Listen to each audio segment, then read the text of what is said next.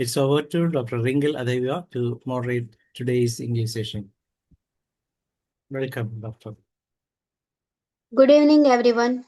A very warm welcome to all the respected teachers, seniors, doctors, practitioners, PG scholars, undergraduate students joining us from different parts of the India around the world. I am Dr. Rinkal Adwaryu and it's my privilege to be your moderator for today's webinar. Welcome to the 2152nd day of the uninterrupted daily webinar of the International Forum for Promoting Homeopathy, IFPH. IFPH is an international humanitarian organization dedicated to promoting homeopathy worldwide by bringing together homeopathic movements, academicians, clinicians, researchers, and students under one umbrella within a vision that rises above the regional, religious, political, and ideological differences. IFPH is committed to the one noble mission, the global promotion of homeopathy through the continuous learning and knowledge setting. Today's the topic is understanding the children beyond behavior, psychology, homeopathy, and parenting. Every child's behavior tells a story.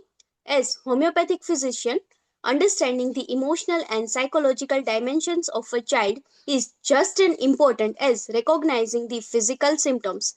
Today's session will help us appreciate the connection between the child's psychology, parenting, and individualized homeopathic prescribing. It is now my great honor to introduce our distinguished speaker, Dr. Pomel uh, Kergatra, MD Homeopathy, Assistant Professor, Department of Homeopathic Materia Medica, LR Shah Homeopathic Medical College, Gardi Vidyapith. Before we begin, I kindly request to everyone to keep your microphones muted, stay attentive throughout the session, and post your questions in the chat box. We will take up the questions during the discussion session. Now, without taking much time, I request to our respected speaker, Dr. Pomal ma'am, to kindly take over the session. Over to you, ma'am. Thank you. Thank you so much, Dr. Rindu, for this amazing introduction. Should I start sharing the slide? Yes, ma'am. No sound needed.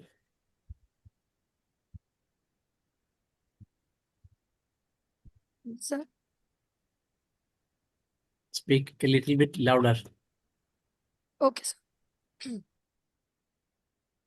Is it fine now, sir? Yes. Okay. Uh, Before beginning, good evening, everyone. It is my pleasure to welcome you all to today's webinar, Understanding Children Beyond Behavior. Whether you are a parent, a homeopathic practitioner, a student, a teacher, or someone who simply cares about the children, I sincerely thank you for being here. Before we begin, I would like you to think about one question. Have you ever looked at child and thought, why is the child behaving like this? Maybe the child was screaming in the supermarket, maybe refusing to go to the school, maybe throwing toys across the room, maybe hitting another child, or perhaps the child wasn't creating any trouble at all and sat quietly in the corner, speak, speaking very little. Most of us immediately judge the behavior. We say, he's stubborn, she's naughty, he needs discipline, and she's so sensitive. But today, I invite you to ask a different question. Instead of asking, what's wrong with the child, ask, what is the child telling to us? Because every behavior tells a story. And that is the central message of today's webinar. Hello, I welcome you all. I'm Dr. Pomel Kargatra, MD Homeopathy. I'm assistant professor right now at an LR Shah in the Department of Materia Medica. So,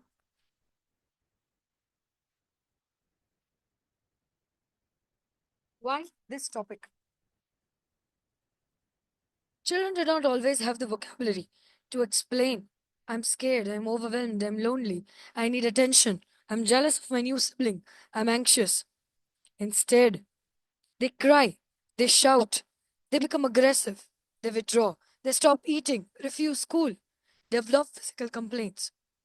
Behavior over here becomes their language. Imagine a 2-year-old who falls while trying to walk. He cannot say, Mother, I'm frustrated because I have no motor skills now. Instead, he cries.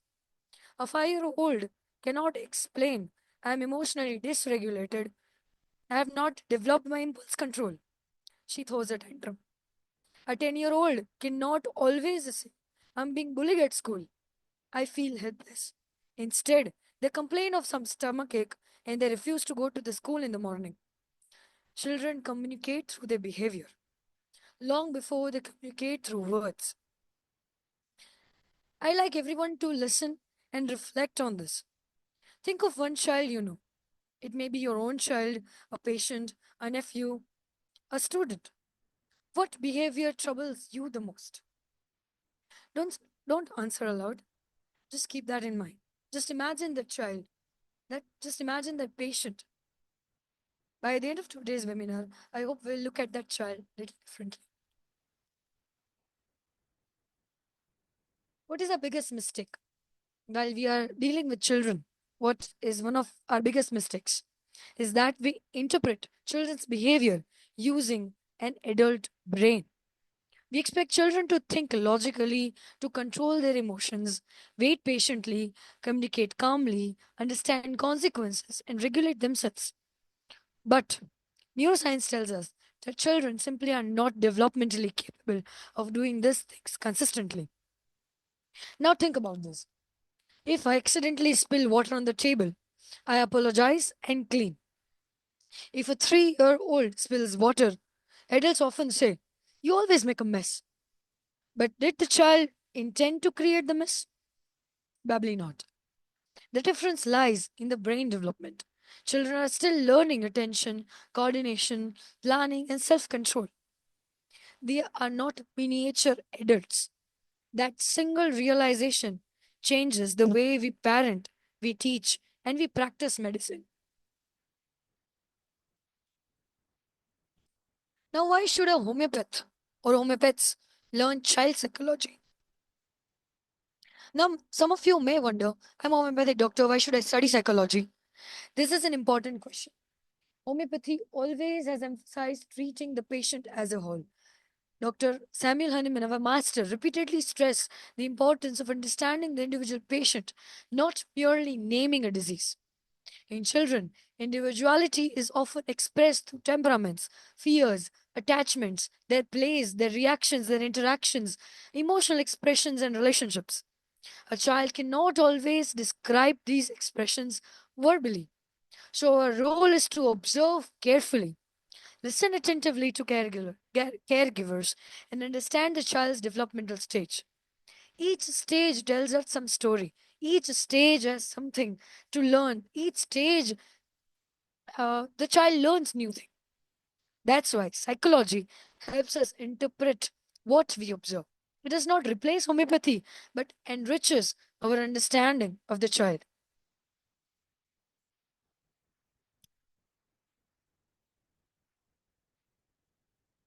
Now, this behavior, since we are talking, is like an iceberg.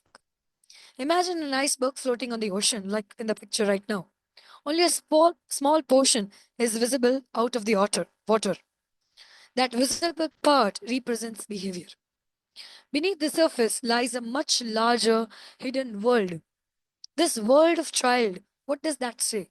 The emotions, fears, developmental realities, attachments, family relationships, temperament, environment, physical health, sleep, nutrition, previous experiences.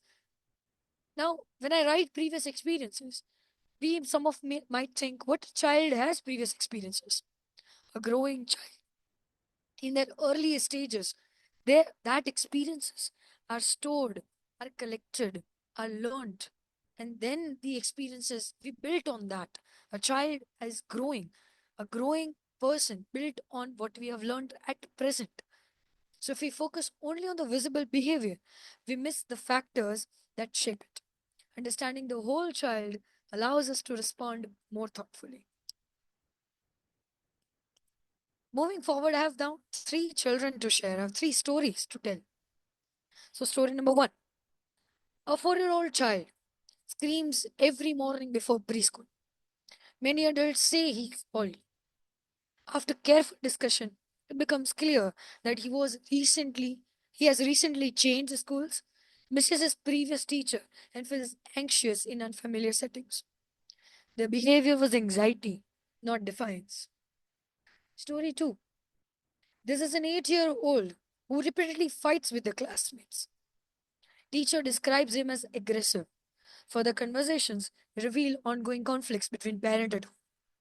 His aggression is one way of expressing the distress. Third is a 6-year-old child who becomes quiet after the birth of a younger sibling. Family member praise her for being such a good girl, but inside she feels left out, uncertain about her place in the family. Silence can communicate as much as the shouting. These examples remind us that behavior is often the tip of much larger emotion that person or that child experiences within. In today's journey, we'll explore about how children's brain develop, why behavior changes with age, how emotions influence actions, the role of attachment in parenting, how developmental psychology supports better communication with children, how these principles can inform careful, individualized case taking. By the end of the session, I hope it's not you simply know more theories. My hope is that next time you meet a child, whether in your clinic, classroom, home, you pause before judging the behavior. Instead of asking, how do I stop this behavior? You'll ask, what might this child be experiencing and how can I help? Because when children feel understood, they're better able to learn, connect, and grow.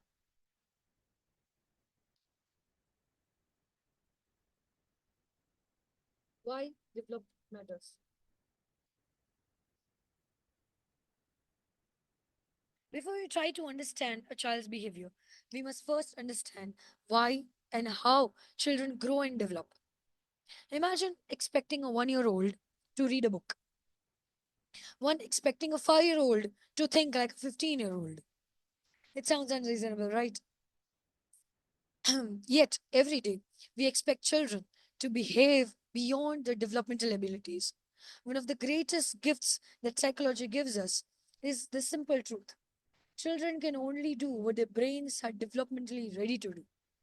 Again, children can only do what their brains are developmentally ready to do. When we understand this, when we understand this development, frustration reduces, empathy increases, our expectations become realistic, and our relationships become healthier. Now, development is more than just physical growth. When most people think of child development, they think about height and weight. But development is much more. A child develops in several areas simultaneously: physical development, brain development, cognitive development, emotional, social, language, moral. This do not develop at exactly same pace. A child is intellectually advanced but emotionally immature. Another child may have excellent language skills but poor at social interaction.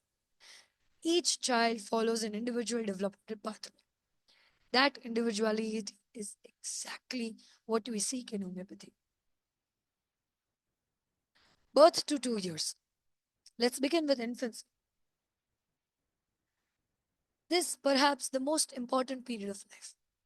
The infant's biggest question is, what toy should I play? Is it? This is not the question. The question is the world safe? When the baby cries, someone comforts him. When hungry, someone feeds him. When frightened, someone holds him. Children who constantly receive warmth and sensitive care are more likely to develop emotional security. Children who experience inconsistent frightening neglect from caregivers may develop insecurity. As an homeopathic practitioner, this background often helps us understand later emotional patterns, though it should never be used in isolation to draw conclusions. From 2 to 6 years, Now the child enters into a fascinating stage. Curiosity is exploding. Questions never end. Why? The child is always curious, asking, Mama, what is this? Why it is something like this? Papa, why something happened this way? Sometimes parents joke that children ask hundreds of questions each day. But this curiosity is not a mischief. This is learning. This is also the age where children begin to discover. Their children discover independence. They want to dress themselves, feed themselves, choose their own clothes. Parents often call this as stubbornness, but psychology is calling it as developing autonomy. If every attempt is criticized at this stage, children begins doubting themselves. If encouraged with appropriate limits, this confidence grows. Now, why do toddlers? Now, this is the age where they are throwing tantrums. They are all over the place. So, why do they throw tantrums at this place? Let's discuss every parent's favorite topic, tantrums. Many parents ask me, Doctor, why does my child scream over such a small thing? The answer lies inside the brain. Emotional centers mature earlier than the areas responsible for self control. A toddler experiences emotions with great intensity but has limited ability to regulate them. Imagine feeling extremely angry, disappointed, or frightened, but lacking the words and self control to express it. They feel this immense emotions bursting inside, but they don't have words to express it. That is often the experience of a toddler. A tantrum is not always a manipulation. When they are rolling on the floor, they are not always want a toy. That is something deeper. Sometimes it's an emotional overload. This does not mean we allow every tantrum. It means we respond with kind guidance. Moving ahead, 6 to 12 years. Now the children enter school. The world is becoming larger. Teachers become important. Friends become important. Achievements are, they begin comparing themselves to others. The questions now change. What we first saw the questions is the safe place. Now these questions are changing. Am I good enough? Can I succeed? Do my friends like me? Failures during this period can affect this their self-confidence. Now the autonomy is already achieved from 2 to 6 years. Now this autonomy goes into a beyond a level above. That is self-confidence. Supportive adults at this point will help children and resilience develops. Repeated humiliation at this stage damages their confidence. Oh my god, the next stage, adolescence. This is something every parent fears. This adolescence is an age. Parents often tell us, Doctor, my child has completely changed. The answer is simple. Yes, they have. Adolescence is a period for enormous physical, hormonal, emotional, and social change. Teenagers are not trying to answer one important question: who am I? This is the adolescent question. Sometimes they become argumentative, sometimes withdrawn, sometimes emotional, sometimes impulsive, sometimes just newing.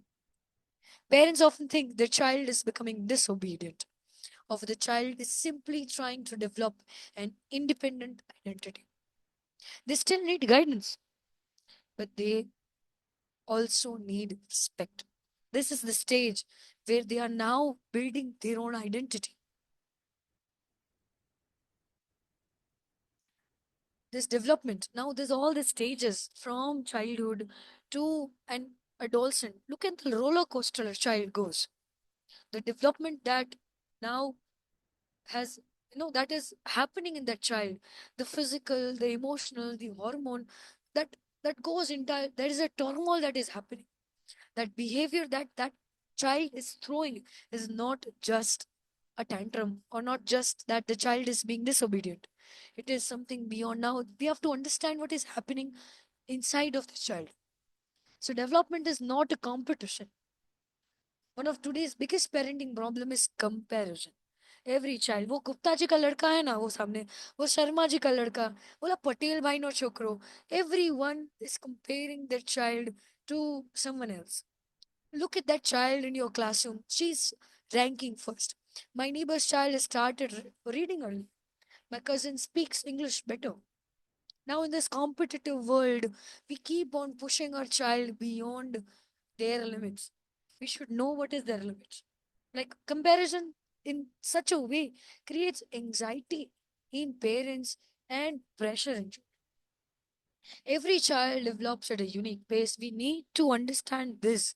Every child develops at their unique pace. Healthy development is not a race. That three idiot ka dialogue hai na, it's not a race. It's their own pace. So we should not compare. Healthy development is not a race. Our role over here as a practitioner, as a parent, is to support this progress and not compare the timelines. Now, for a homeopathic practice, the implications. As a homeopathic practitioner, understanding the stages, this changes the way we take a case. When evaluating a child, we should ask, is this behavior appropriate for this child age? Is it temporary or persistent? What developmental task is the child currently facing? What stressors are present? How does the child interact with parents, siblings, peers? What comforts or distresses the child? What does the child play reveal? These questions help us appreciate the child's individuality, context, before considering a homeopathic prescription. Now, before moving forward, till now, there are key messages to just remember. Before we conclude the first session of this section, I would want to leave with you one thought. The child is not becoming difficult. The child is becoming. They are becoming a person. They are learning to think, to feel, to trust, to communicate, to regulate their emotions, to understand relationships. Development is a journey and not a destination. A role of a parent, of a teacher, of a healthcare professional like all of us is not to rush that journey, but to walk beside our child with patience, understanding, and guidance. Every behavior has a meaning. Whenever a child behaves in a way that concerns us, we should ask ourselves the three questions. What happened to this child? What is this child feeling? What does this child need right now? When we ask these questions, our response to this changes from punishment to understanding.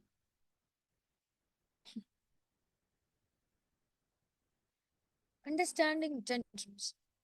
This is one of the greatest question any parent, any child caregivers, or any psychologist, or even practitioners like us are always troubled with.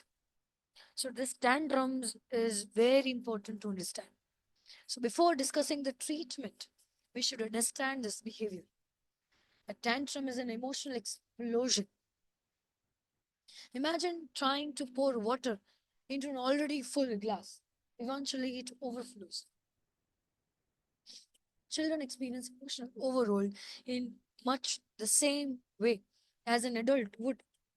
Common triggers are hunger, fatigue, frustration, sudden changes in the routine, overstimulation, feeling misunderstood, wanting independence but lacking the skill to achieve it. Not every tantrum requires intervention. Sometimes the child needs calm support, and a space to just regain control. ऐसी situation में क्या करना है? Let them do their tantrum. Calm them. Don't punish at that point कि चुप हो जाओ, बोलो मत, करो मत. Just be calm at that stage. Hold your child. Listen to the child, what that child is saying in that moment.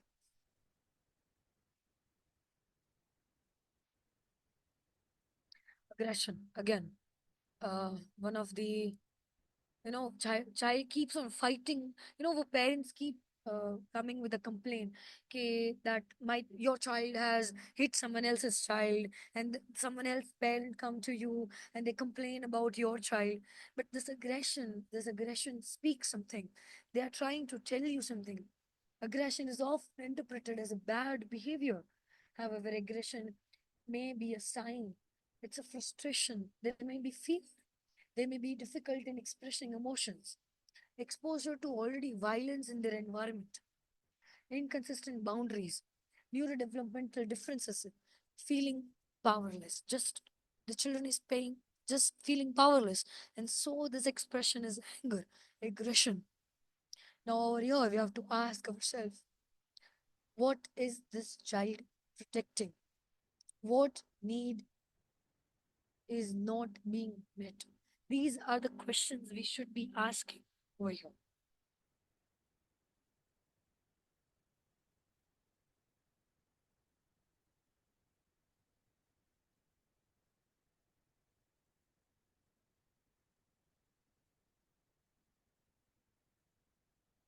Next is anxiety in children. These all are the emotions that are deep rooted into the child, but they are not able to express it openly. So we need to understand all this very clearly before we move forward, before we try to understand the child in front of us. Children experience anxiety differently from adults. They may not say, I feel anxious. Instead, they may cry excessively, refuse to school, have recurrent abdominal pains, develop headache,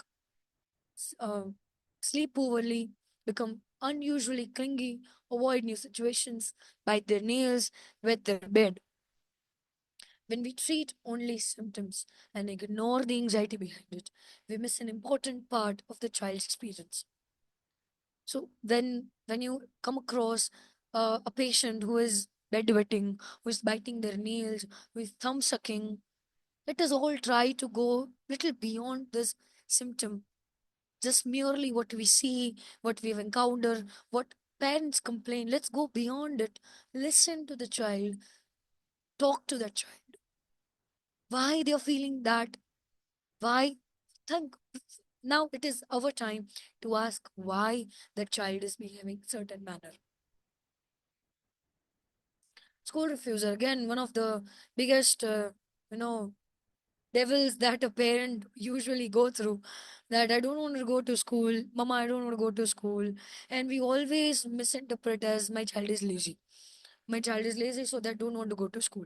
Teachers always think that child doesn't want or doesn't like studying. Sometimes neither is true. School refusal may have a deeper meaning, that is separational anxiety. The child doesn't want to leave their parent. Maybe it is bullying that is happening at home.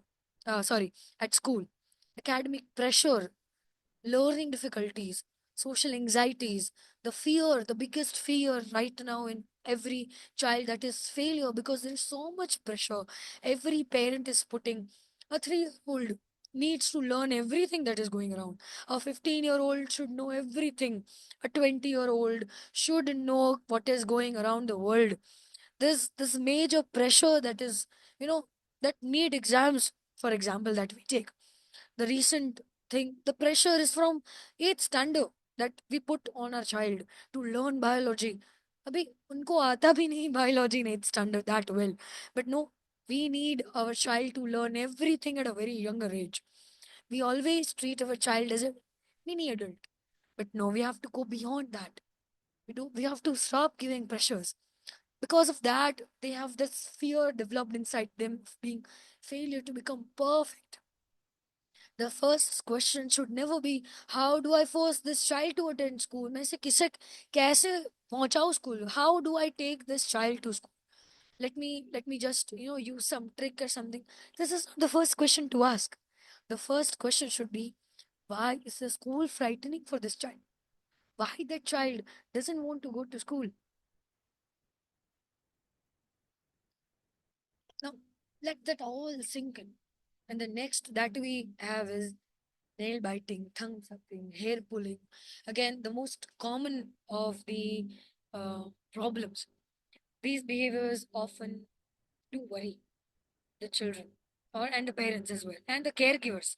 So when we are coming across such behavior in many children, they represent this self-soothing behavior. They may become more frequent during stress, family conflict, examination, changes at home, birth of a sibling. Instead of repeatedly saying, stop doing that, ask what is making that child seek comfort. Oh my God.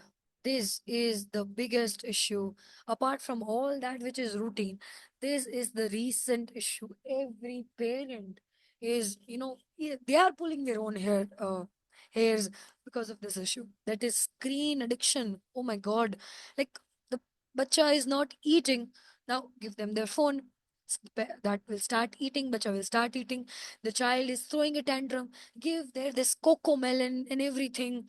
That rhyme that suits them, give them their phone. That child keeps on playing their games and everything, and the tantrum subsides. This is how now child becoming phone addicts. This is today's biggest problem. Many children spend several hours each day with screens. Technology itself is not the problem. Excessive screen time may affect their sleep, attention, language. We know all that. Physical activity, even their developmental milestones. Because of this phone, the radiations, their their milestones can be affected. But at this stage, children also need to do is outdoor playing, face-to-face conversations, storytelling, creative plays, family interactions. Over here, we as a parent should be taking this active role in replacing this. In fact, not replacing, at first not giving at all. We should encourage, like as an Indian parent, we should encourage panchatantra stories. Tell them, play with them, have an interactive session, go cycling with them, teach cycling to them. Like that stage, as a parent, as a practitioner, should understand at what stage that child is, and take their activity to that stage. Like keep the children in with you, and let them be in front of in the kitchen and make a mess. Let them do whatever you want, whatever the child wants. Let that senses develop, let the sensation develop. Interact with them, play with them, and then you will see that the screen time is already reduced. The screen should not become the primary caregiver. You should become the primary caregiver. The parent should become.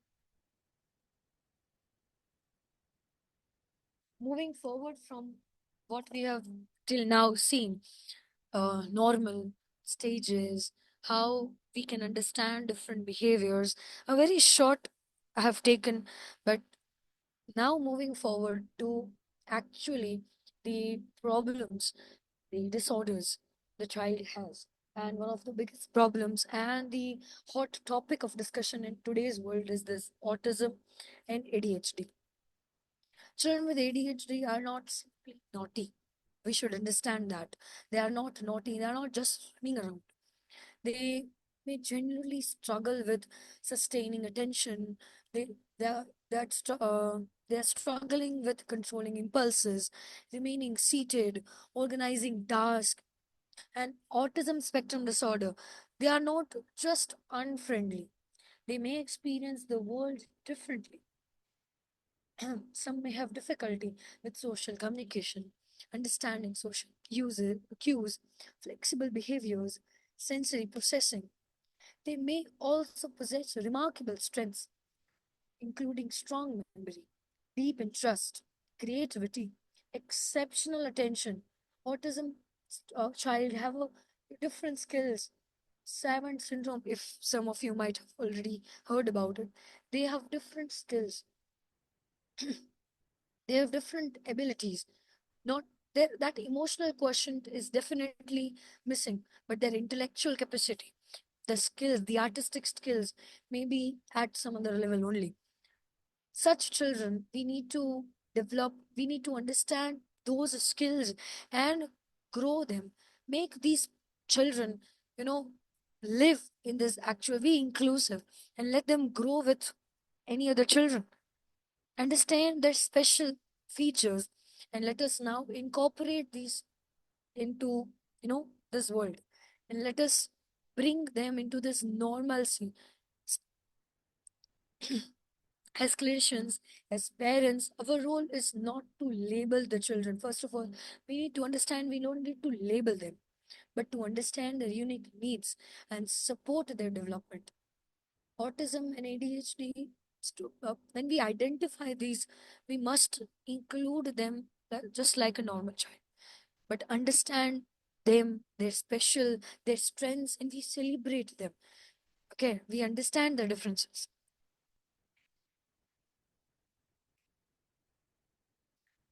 Looking just beyond behavior, like what my topic is all about, just have to look beyond the behavior.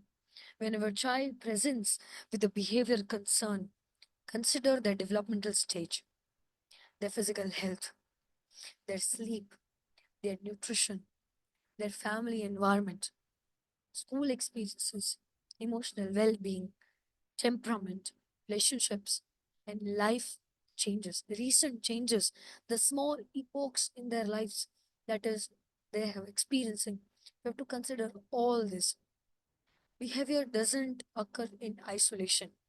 It emerges from interaction of many biological, psychological, and social factors. Now, there's a small case I would like to share over here. A 7-year-old boy was brought to the clinic because he was becoming irritable, frequently argued with his parents, and complained of a stomachache every morning before school. Initially, the family thought he was just trying to avoid studying. He was just making some excuses to not go to school. During the consultation, from gentle questioning, revealed that he had recently been teased repeatedly by the classmates. This behavior was not defiance, this was distress. Once the bullying was addressed, emotional support was provided, the parents were counseled, the care was individualized, and of course, the remedy was given. The abdominal pain complaints gradually settled. With all these efforts, the caregiver has to take the effort. We have to counsel the parents. We have to tell the parents that what actually is deeper beyond their just excuse of not going to school. There is much beyond this. We have to make aware of the what child is experiencing at school. We have to make aware that child needs to be understood at that level. We have to understand this distress. Once this bullying was addressed, emotional support and everything was provided, and the remedy was dispensed, the behavior um, settled gradually, and now the child is completely fine. There is no more irritable. Now he is able to deal with the bullying. We have to also counsel how that child reacts to that bullying. So, with all this integrated understanding, we can really calm the child that is in front of us. In practice, may then pediatric consultations have become conversations only with parents. As we all have seen, okay, child, we don't talk with the child. There's only conversation with the parents. Child is either outside the consultation chamber or is just in the corner sitting quietly when we are talking to the adults. Today, I want to encourage that something different. We have to talk to the child. We have to observe the child, respect the child. Even if they are too young to answer verbally, they are constantly communicating with facial expressions, posture, eye contact, movement, playing, interactions, their drawings, their movements, everything. We have to do that. The consultation begins the moment child enters the room, not when the first question is asked. So when we are dealing with child, now since the theory portion is now over, so now we'll go towards our homeopathic portion and how we can understand the child better. We have to first observe what's going on. When a child enters your consultation room, who is our patient? Is it a mother, the father, the grandparent, or the child? Of course, the obvious answer is the child. Yet in practice, we forget that. Now, talking about this, we have to observe. First is observe. So, does the child enter confidently or cling to the parent?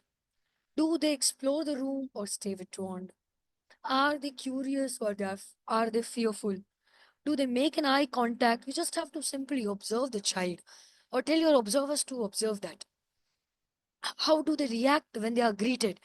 Greet your child, greet your patient who is the child. Greet them, good morning, beta.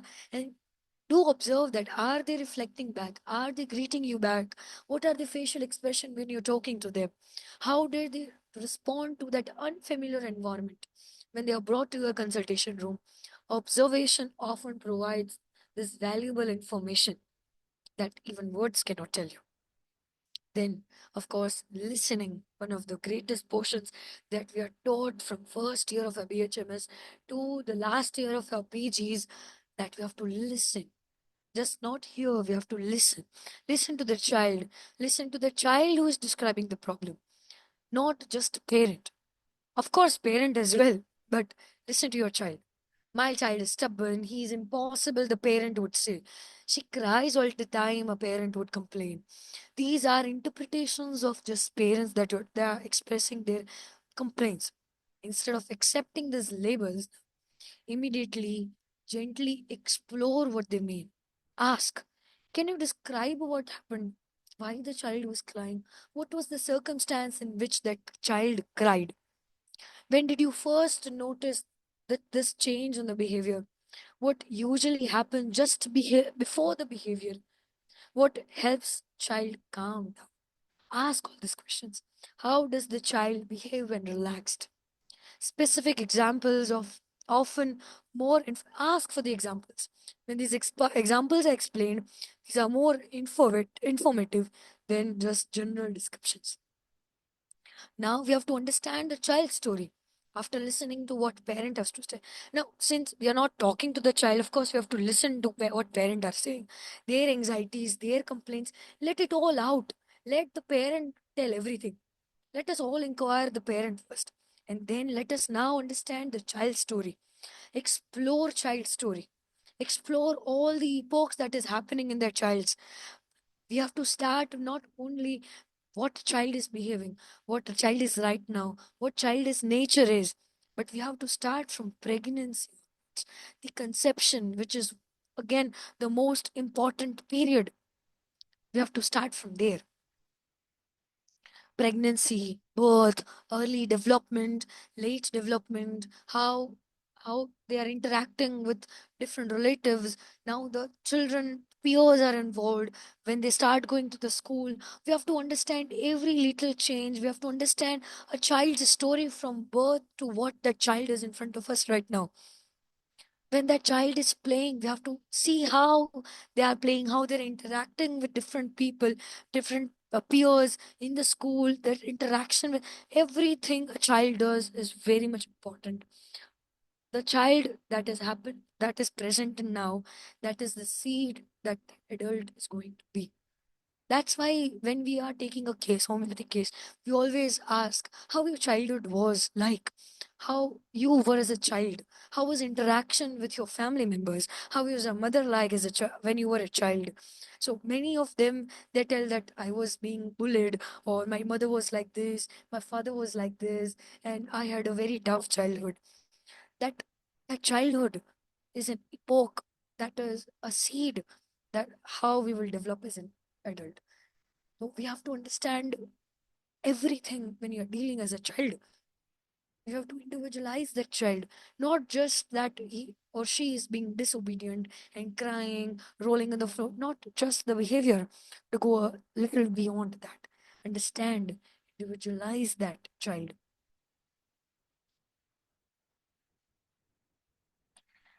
Now, talking about some homeopathic remedies, I'm definitely not going to bore you and give Materia Medica lectures. Yes, I am a lecturer at Materia Medica department, but I'm definitely not going to bore with you and bore you with all the remedies. But we'll talk something about homeopathic remedies that we usually encounter, and we have read like pictures and pictures in Emil Tyler, Kent, Essences, and Soul, and everything. The picture of how a child is, and how a homeopathic remedy, how a homeopathic child remedy is. So, some of the remedies we all are aware of is chamomilla. How irritable, how difficult that child is. How a Baraita carb child is, a slow, lacking in confidence child sitting in the corner in that famous line of Kent throwing stones on other child. Like, how can we understand Baraita Carb when we have a child in front of us who is quiet, who is lacking that confidence? We have to match that with our homeopathic remedy pictures. How can we forget calcareas, fair, fat, chubby babies? Then Pulsatilla, who always seeks emotional comfort. Stramonium child, Netromute child, a Belladonna child. Like, I'm not going to again tell all this detail about all these children and all these remedies, but we all know that how these child are, how they throw tantrums, how they quiet, how they cry, why they cry. All these is extensively explained in our homeopathic Patira Medicas. So we have to now, like, let us go back, let us all remember, recall all these remedies that we have learned, we have understood, we are teaching. You have to think of all that when you're dealing with such a child. Yes, of course, when you're dealing with such a child, of course, सबसे पहला thought, some first thought in a mind will come when a child who is rolling on the floor, is irritable, who is asking for a toy will come. Yeah, this child is very obstinate. Let me give chamomilla to them. Let me give Netromure. This she's crying so much. Um, Always behind the pallu of the mother. Let me give some remedy like Baraita or Bismuth or Kilkiria. But you have to go a little beyond that, understand the child, individualize the child, and then think of some Tira Medica images and remedies that we have that comes up in our mind. We have to individualize that as well, then give the prescription.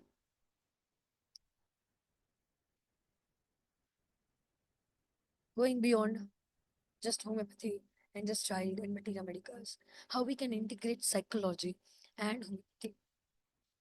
Psychology helps us to understand why the child behaves in a certain, what developmental state the child is in, how emotions may be expressed.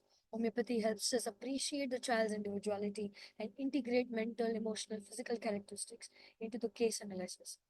These approaches are complementary in understanding the child, while remedy selection should always be based on careful visualization. The point that I repeatedly stressed just okay. Now, things to remember. Every child teaches us something. If we only ask what disease did the child have, our understanding remains limited.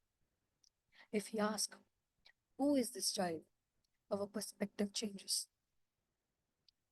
Remember, child are more than diagnosis, more than behaviors, more than just workouts, more than just complaints. They are developing human beings with unique personalities, strengths, fears, relationships, and experiences. When we truly understand the child, we not only become better practitioners, we also become better listeners, educators, and caregivers. So we have to now remember parenting is not just a relationship. It is a relationship, it's not a battle. It's a relationship and it is not a battle. We have to remember that. As we reach to this part, there is no perfect parent. Every parent loses their patience sometimes. Every parent wonders, why am I doing enough? The good news is the children do not need perfect parents. They need available parents, loving parents, consistent parents, emotionally safe parents. The quality of relationship matters far more than our perfection. Children remember how we made them feel long after they forget what we said. So, parenting is a relationship. Before correcting, You have to connect. Our principle has transformed modern parenting. Connect before you correct. Imagine your child comes home hungry, angry, after a difficult day at school. Instead of saying, "Stop shouting, try saying, 'You seem upset today. Tell me what happened.'" Notice the difference. The first statement closes the communication. If you say, "Stop shouting," that where the communication stops. Step, say that. The second one that I said opens the communication. Children are more willing to accept the guidance when they feel understood. Connection does not mean permissiveness, means understanding before teaching. Then comes emotional coaching. One of the greatest gifts we can give children is emotional literacy. Instead of telling children, "Do not cry," we say, "I can see that you are sad." Instead of saying, "Stop being angry," say, "I know you're angry. Let us talk about it." Naming emotions help children understand them. Children who learn to recognize feelings are more likely to develop the healthy emotional regulation over time. Praise their efforts and not the results. Do not say, "Oh my God, you have scored so good." Say, "You have worked very hard to score and come this far." So do that. Understand, praise the effort, listen to the child, communicate to the child. What are they actually feeling? Give that secure environment to the child. And now moving forward to the last part of my presentation. Now, since I have talked and rambled on about all this psychology and everything, ending on a very greater note that, and with this quote, "Every child deserves at least one adult who's endlessly curious about who they are, rather than simply concerned about how they behave." My objective of this presentation was not just giving you a case and talking endlessly about how I cured about this case, but to throw light on how we can understand child better, because that is where an adult is created. If we don't understand the child that is in front of us, then we cannot understand the adult that is going to be. If we cannot handle the child in front of us, maybe they would land into some other, this disobedience, if it's not handled very well, that can lead that child landing into dysregulated emotional disorder syndrome, or just defiant disorders, or many other disorders. So we have to understand that child beyond the behavior that is in front of us. I wanted to throw that light and make aware all the homeopaths, all the caregivers about this. So yes, thank you everyone for listening to me and listening to all this and patiently being my audience. Great. Thank you very much, ma'am, for such an insightful, thought provoking presentation. Your explanation of child psychology, behavioral understanding, parenting, and homeopathic approach has been given deeper perspective on managing the children holistically. We are confident that everyone present today has learned something valuable from your experience. Now, we shall begin the interactive question and answer session. Yes, thank you, Dr. Palmal. Here, it's really an excellent session. You really rock the power of knowledge into this session, and that's what we have seen. Actually, when a child enters into the clinic, or you can see different thing. Sometimes the child may be coming, rushing here and there. Sometimes he is tantering, something like that. But sometimes he is a mild or very. Sometimes he may be weeping. All you will have to watch with all your senses, not only simply you will have to observe, you will have to touch the child, you will have to observe the child, you will have to use your eyes, and you will have to listen with your eyes, ears. All these things need to be, and that alone will give you an idea to prescribe what medicine to be given, what may be the reason behind the child's activity. Sometimes the child may enter into the bed, your bed, your chair, and may take and hold like this. Doctor, what it is, and what then you are, so it's a stethoscope. Oh, what's the purpose of this stethoscope? Oh, to check your heartbeat, and then what you how you can understand, doctor, like this. And I couldn't see the sun. Can you give me? So this much of questions one by one may be coming from, shooting out from the mouth of the child, so that we can say that this child is an inquisitive child. So we will have to think in that way, and that itself will lead the child, whatever be the disease, you can directly prescribe the right medicine as per that observation alone, because that is what is the child, and that is what the child is going to be in front. That is the reason why you can prescribe that. That's the beauty of homeopathy. And of course, sometimes the parent may say, "Don't touch, don't say, don't ask question, don't let me speak about your illness like that." But the child may not listen. But he or she may be asking something. She may be 3-year-old, 4-year-old, something like that. Even in that age, they may be, of course, asking questions. So sometimes you can see the child may come into the chamber and take away your stethoscope, and he may run out, and sometimes she may do like this. She may break it, and that then you can understand what kind of this child. So all these things need to be looked, and sometimes the parent may try to hit the child with his sometimes, so that you can understand that why this child may become this, because of the torturing by the parents. That may be the reason why the child is become. When the parents are quarreling nature, naturally the child will be do this kind of tantrums, not only here but everywhere. He or maybe sometimes she or he may spoil all the newspapers and the magazines in the visiting room.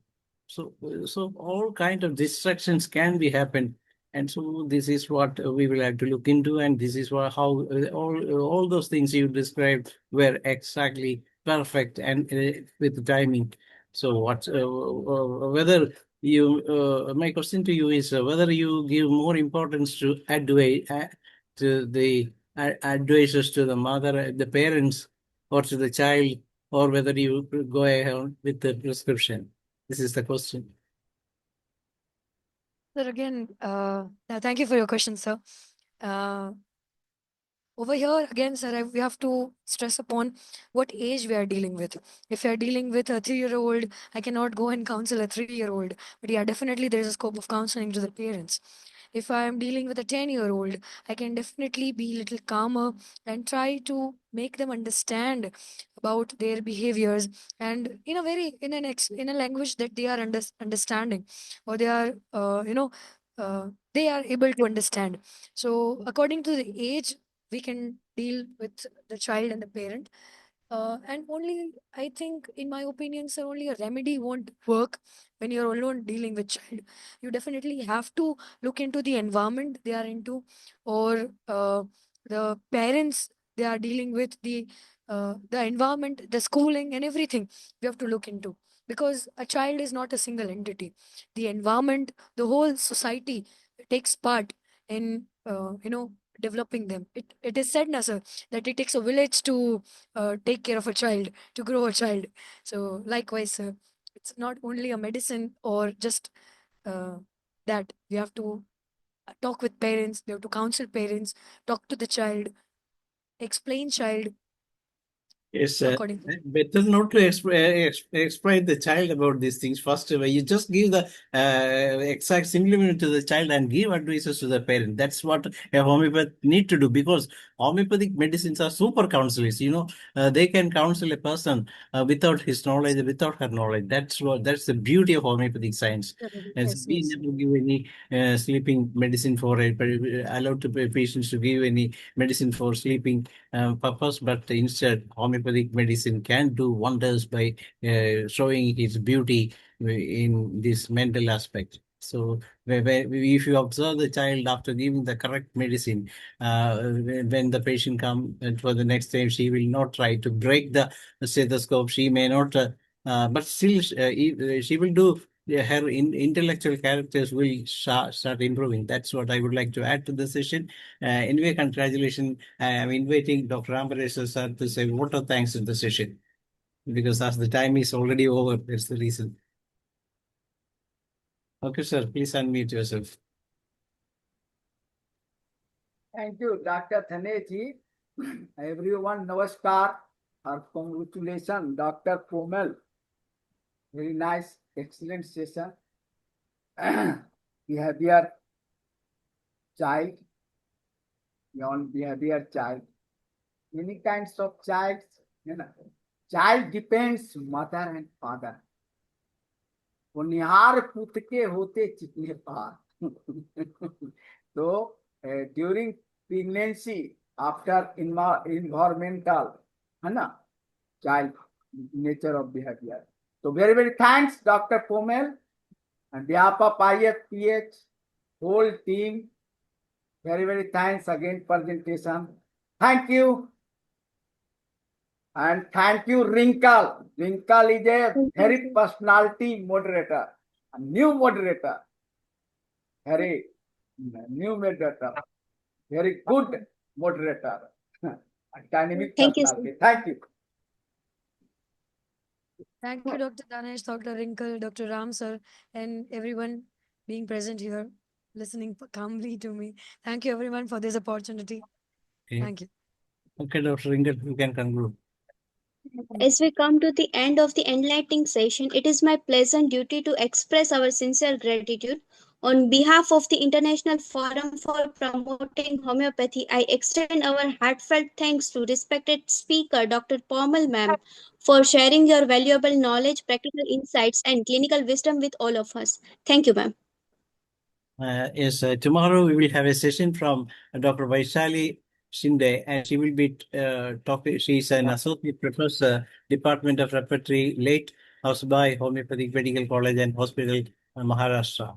So she will be talking from cause to cure, a repertorial approach to causation in homeopathy. Thank you all. Good night. Over to Night. Dr. Night, everyone. The Malayalam session.